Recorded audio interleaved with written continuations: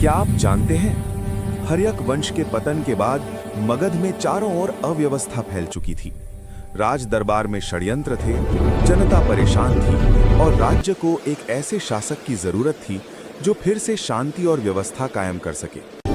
ऐसे ही कठिन समय में इतिहास के मंच पर एक नया नाम उभरा, शिशुनाग। शिशुनाग पहले मगध राज्य का एक उच्च अधिकारी था। उसकी ईमानदारी, योग्यता और साहस से जनता और दरबार दोनों प्रभावित थे। जब मगध में शासन कमजोर पड़ा, तब सभी के समर्थन से शिशुनाग को राजा बनाया गया। राजा बनते ही उसने सबसे पहले राज्य में फैली अराजकता को समाप्त किया और शासन को मजबूत किया। उसने शक्तिशाली अवंती राज्य को पराजित कर मगध में मिला लिया, जिससे मगध उत्तर भारत का सबसे बड़ा और शक्तिशाली राज्य बन गया। प्रारंभ में राजधानी राजगृह थी, लेकिन प्रशासन को सुचारू रूप से चलाने के लिए बाद में वैशाली को राजधानी बनाया गया। शिशुनाग एक न्यायप्रिय और दूरदर्शी शासक था। उसके शासनकाल में व्यापार फला फूला, जनता सुखी रही और मगध की प्रतिष्ठा दूर दूर तक फैल गई।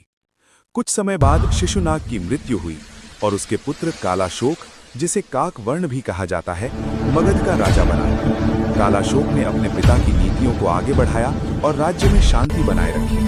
उसके शासनकाल की सबसे बड़ी घटना थी द्वितीय बौद्ध संगीति, जो वैशाली में आयोजित हुई। इस संगीति में बौद्ध संघ के नियमों पर विचार हुआ और बौद्ध धर्म को राजकीय संरक्षण मिला। इससे मगध धार्मिक और सांस्कृतिक रूप से भी महत्वपूर्ण बन गया। लेकिन कालाशोक की मृत्यु के बाद परिस्थितियां बदलने लगी। उसके 10 पुत्रों ने मिलकर शासन संभाला, पर वे न तो योग्य थे और न ही संगठित। आपसी संघर्ष बढ़ने लगे, शासन कमजोर पड़ गया और जनता का विश्वास टूटने लगा। मगध, जो कभी शक्तिशाली था, धीरे धीरे फिर से अस्थिर होने लगा। इसी समय एक अत्यंत शक्तिशाली और महत्वाकांक्षी व्यक्ति सामने आया, महापद्मनंद। उसने मगध की कमजोर स्थिति का लाभ उठाया, कालाशोक के पुत्रों को सत्ता से हटा दिया और मगध में नंद वंश की स्थापना कर दी। इसी के साथ शिशुनाग वंश का अंत हो गया।